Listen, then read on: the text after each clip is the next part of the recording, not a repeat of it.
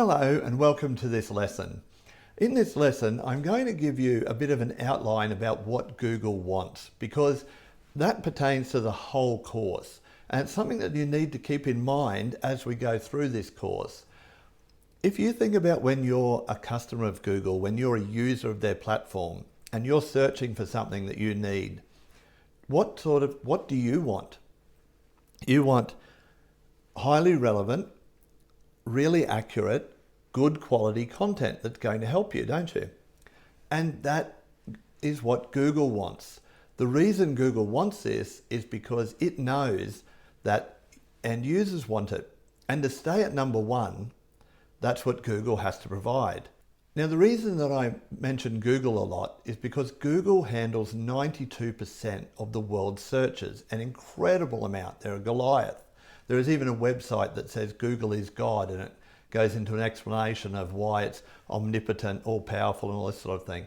And a lot of people are quite scared by Google's power, including myself. It's virtually a monopoly. But the things that I'm going to teach you in this course will also work on the other platforms. They'll work on Bing, they'll work on DuckDuckGo, they'll work on any other platforms out there that are providing good quality content to the end user, because that's the whole purpose of this course.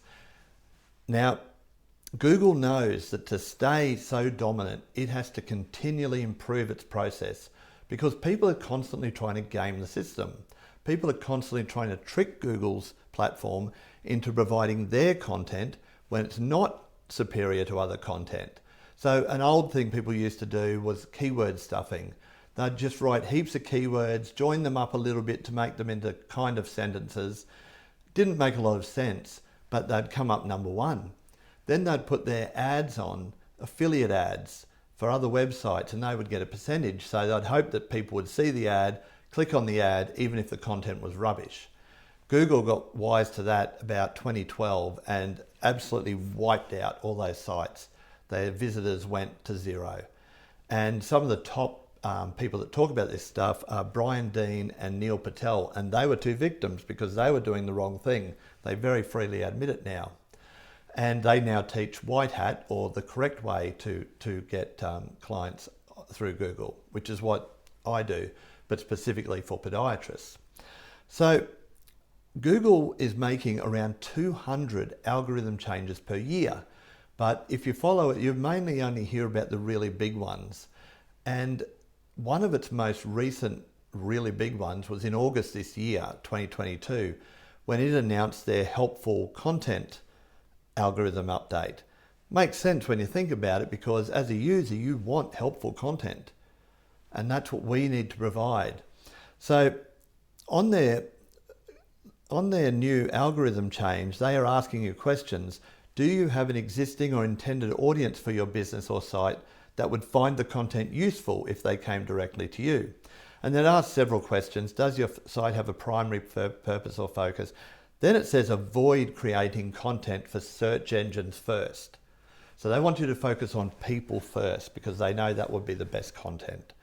And although we focus on people first throughout this course, and that is the main focus, there will be little bits to help, because we know how Google works. We know how their spiders actually track websites. So we know how to present that content in a way that is pleasing to Google, makes it easy for Google to scan your site and work out that you are the superior content that should go to number one, particularly in your area. Another thing that they mentioned in this big change, this helpful content change, is that they're going to punish websites overall.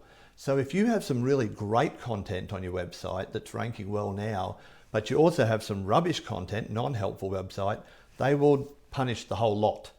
Your good content won't rank either. So that's going to affect a lot of websites. So another process that we do is cleaning up the websites, and I'll talk about that later in the course as well, about getting rid of thin content, getting rid of what they call spammy content with high keyword count and things like that.